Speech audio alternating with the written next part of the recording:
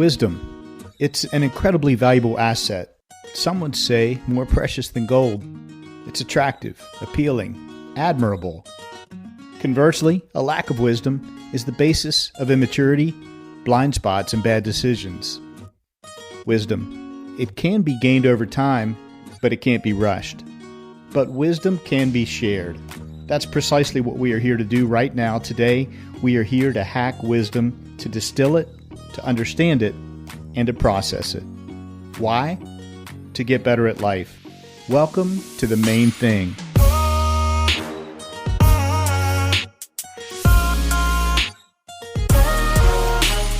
This is your new 9-minute podcast. I'm your host, Skip Linneberg, and I've set out to interview the wisest people I know. We'll see what we can learn from each one when they're faced with an incredibly difficult, soul-piercing question.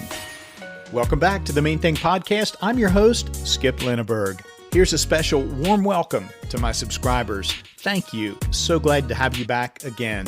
I also want to give a special shout out of gratitude to my patrons. Those of you who support this show in a monetary way, thank you.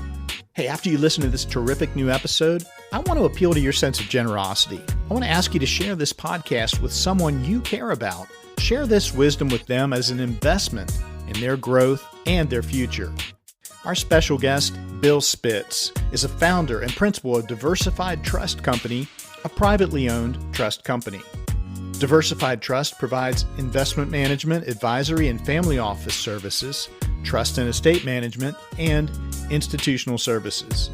Previously, Bill held the position of Vice Chancellor for Investments at Vanderbilt University for 22 years, and during his tenure, the Vanderbilt Endowment grew from $300 million to $3.5 billion. Bill was also a clinical professor of finance in Vanderbilt's Owen School of Management. He currently serves as a director of the MassMutual Financial Group and Acadia Realty. Bill and his wife Sandy have 3 daughters and 3 grandchildren. He spends his leisure time exercising and has been one of the top amateur ballroom dancers in the United States, having participated in approximately 50 competitions. Bill comes to us today from Nashville, Tennessee. Now grab your dancing shoes and get ready. Over the next 9 minutes, you'll discover why Bill Spitz is one of the wisest people I know. Bill Spitz, good morning and welcome to the Main Thing podcast. It's a pleasure to have you on with us. Well, thank you so much. It's a pleasure to be here. Bill, I'm impressed with your financial expertise and your accomplishments in that world, but folks will have just heard me introduce you as an accomplished ballroom dancer. And I want to ask a little bit about that, Bill. What sparked your interest in ballroom dancing? Well, actually, my wife had always been interested in doing it, and she started a couple of years before me, and she kept bugging me to try it. And I said, no. Finally, I succumbed, and I thought I'd take a few lessons so I could dance with her at a wedding or whatever.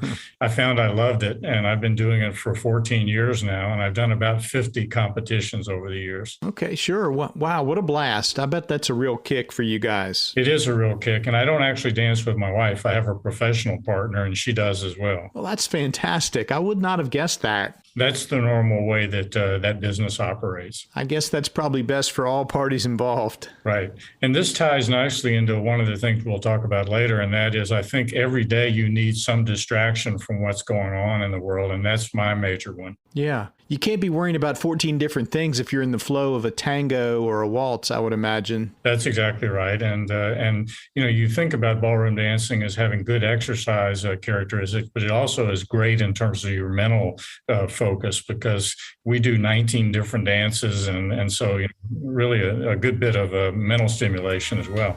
Oh my gosh, 19 different dances.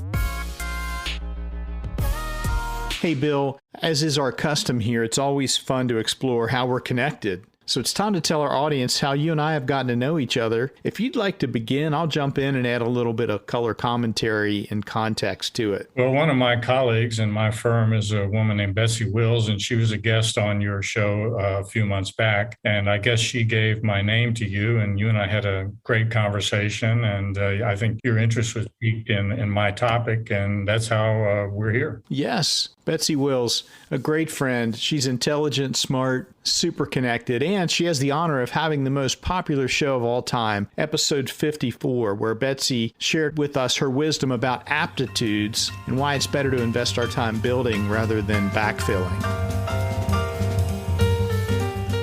We could not be more excited to have Gerald Black returning as a show sponsor for the final stretch of this year, 2021. We really appreciate their generous support in underwriting today's episode. Our friends at Gerald Black wanted to share this warm holiday message with you. Have a very blessed and Merry Christmas from our family to yours. To learn more about Gerald Black, check them out online at geraldblack.com. That's Gerald, Jarrell, black.com.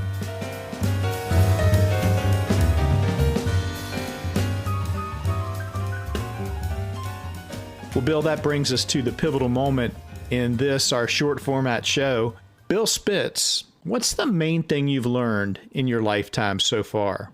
Well, the main thing I've learned is that the key to good mental health is the ability to control or manage all the noise that's around us. And what I mean by noise is things like the headlines, social media, advertising, politics, editorials, the performance of the economy, the stock market, all those things. And most of them are well-intentioned, but they conspire to sort of keep us off balance, to overwhelm our senses. And I think it's really easy, if you're paying attention to what's going on in the world, to be overwhelmed. And I think the result for some people is that they make rash decisions. Other people are paralyzed and can't make decisions at all. And I think all of us just feel this general sort of sense of unease or being off balance. And I think there's a great example of that right today as we speak. You know, more than 7 billion people have had the vaccines. There are new treatments that are coming along quickly. The economy is really strong. You know, the average household is about 20% wealthier than it was a year ago. Yeah. Unemployment's 4.6%. So there's a lot of great news. Right. But if you look at recent polls, there's a Milken poll that said that 68% of the respondents say they're equal to or worse off than they were a year ago. More than half of them think that the worst of the pandemic is yet to come. And then there was a CNBC poll recently that 62% of the respondents said that the economy is weak. So there's really a disconnect between the reality and people's perceptions of the reality. And I think it's caused by all of these things that we talked about. You know, it's our dysfunctional politics, it's headlines, it's all those things. Too much information overload. Bill, you used the phrase overstimulation. Right, exactly right. So I just want to ask you to spend a little time there. If a listener right now says that this resonates with them, what might some symptoms be, some things that they're feeling that would alert them that they're just overstimulated and they need to find some ways to guard against too much noise in their world? I think it's a general sense of disquiet or unease. It's a sense of not being in control of your world. It's a sense of despair in some cases. Bill, your wisdom, if we want to have good mental health, we need to guard against having too much noise in our world.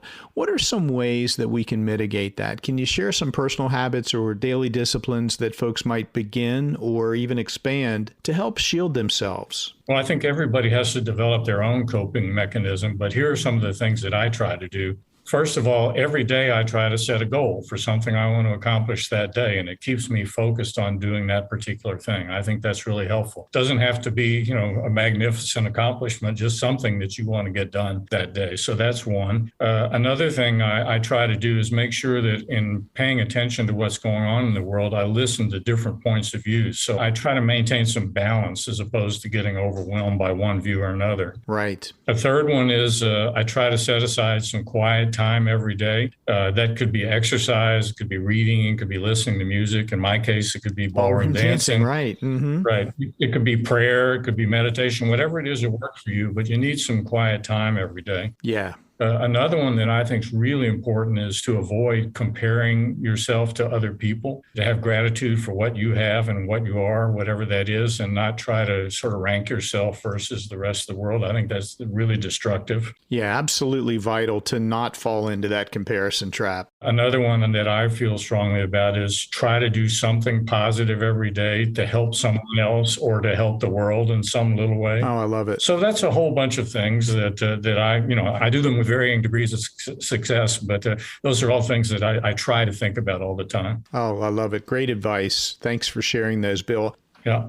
Just a couple things that I've put into practice within the last year: meditation, solitude. I have intentional times of solitude where typically I'm out on a hike and I don't listen to anything. I'm not multitasking, nothing in my ear. I'm only listening to the sounds of the crunch of the trail under my foot and the birds chirping overhead. I do daily gratitude journaling, prayer every morning, and meditation at night. It's not because these are trendy or, some newfangled thing. It's just what it takes for me to push down that anxiety and feel some peace in the midst of this overstimulated world that you've characterized for us, Bill. What do you think is a downside for someone who is suffering from too much noise and overstimulation that comes with that? Well, I think they'll miss out on the little pleasures in life. You have to look for the great things, the sound, as you said, of the birds when you're hiking, or, the beauty of a flower or a good book or whatever it is. If you're so debilitated by all the noise, you can't appreciate all those things. And then there are really more important things like family and relationships and all of those kinds of things. Oh, very well said. Great insights there, Bill. Bill, a final question for you here. Do you envision a pendulum swing in our world where our culture begins to set boundaries, where perhaps we push back and reject the notion of even more information? Do you think we can unring that bell? Or are we going to have any movement in a pendulum-like fashion in the other direction? Well, I'm certainly not a visionary, but I'm afraid we're past the tipping point. And, it's not all bad. I mean, the ubiquity of information today is actually wonderful and empowering in some ways. So I'm not negative on the fact that there's all of this stuff out there. It's just a question of, can you control it and can you manage it? Yeah, well said. Well said. Good perspective there, Bill. Is there anything else today that you hoped we would touch on? Any questions that you hoped I would ask you before we wrap up here on this topic? Well, maybe the only thing I would say is that the aha moment for me with regard to this whole issue of noise came when I realized that this whole question of noise applied to life in general. I started out thinking about it in the financial world many years ago. Sure. I realized that the real threat to being successful financially is noise, because it causes people to make rash decisions in their investments. Right. Typically occur at exactly the wrong time. Mm-hmm. But I realized at one point I was thinking way too narrowly. It's just not an issue about the financial world. It's an issue about life in general. So that was the big aha moment for me. Oh, I love that. That's a big, big revelation. Bill, thank you so much for coming on to the Main Thing podcast, sharing your wisdom, which is, if we want to have good mental health, we have to guard against allowing too much noise into our world. That's a vital piece of wisdom. It was my pleasure. Wow, 9 minutes is up. That goes by incredibly fast, doesn't it? Time flies when you're hacking wisdom. I hope you're left wanting more. Sync up with us again next time on The Main Thing for 9 more minutes of wisdom.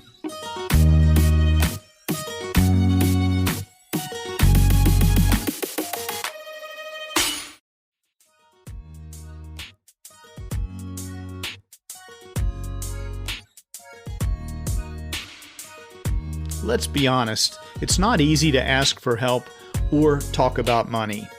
Hey, it's Skip here, and many listeners like you continue to ask me, what do you need to continue to develop and build this show? Well, for context, it takes our team about 15 hours of work to produce each one of these packages of wisdom that we deliver to you in podcast form. Really, what we need as we enter season 3 of this show is funding to cover our costs.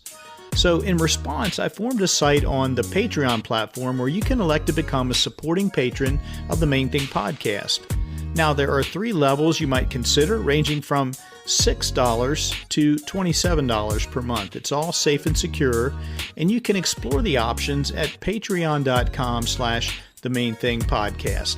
Now, how will we use the funding? Funds provided by you and other patrons will be used to defray the costs of production, promotion, and our recurring technology expenses each month. In short, you will be helping to keep this pipeline of wisdom flowing. Thanks.